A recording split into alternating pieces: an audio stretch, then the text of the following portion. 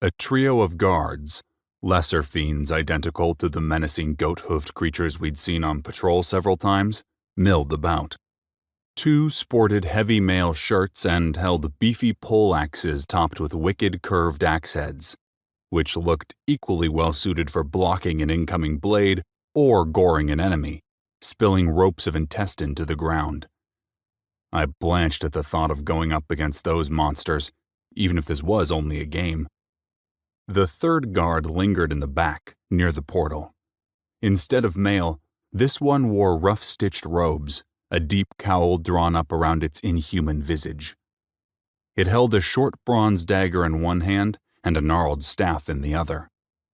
A spellcaster of one variety or other, then. As formidable as the two poleaxe-wielding creatures looked, I knew the sorcerer in the back was the biggest threat. If we could get to him, he'd probably go down quickly, but at a distance he'd lay down some serious firepower. Maybe literally if he had access to any flame skills. "Ready for a brawl?" Cutter whispered, his mouth inches from my ear. "Can't we just sneak around them or something?" I asked, quiet as I could manage. He squinted and rubbed at his chin. "Nah, we need to take this lot. No way around it. So, how do you want to play it?" I stared at the scene. With the heavy beds lining the walls, it would be awfully tough to slip past the poleaxe sentries and take out the caster first. Unless, of course, I caused a distraction, opening the way for Cutter to make a move.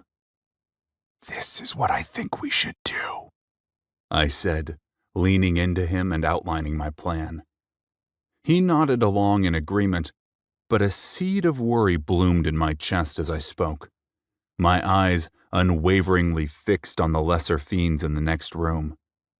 I sort of liked Cutter, but I didn't trust him, not even a little. My plan might work, but only if Cutter didn't leave me high and dry. And he might leave me high and dry. He'd said as much earlier on. I stamped down that doubt, because really there was no other way. He would come through for me, or he wouldn't. And if he didn't, well, I guess I'd find out what dying in Viridian Gate Online was like. "Sound like a plan?"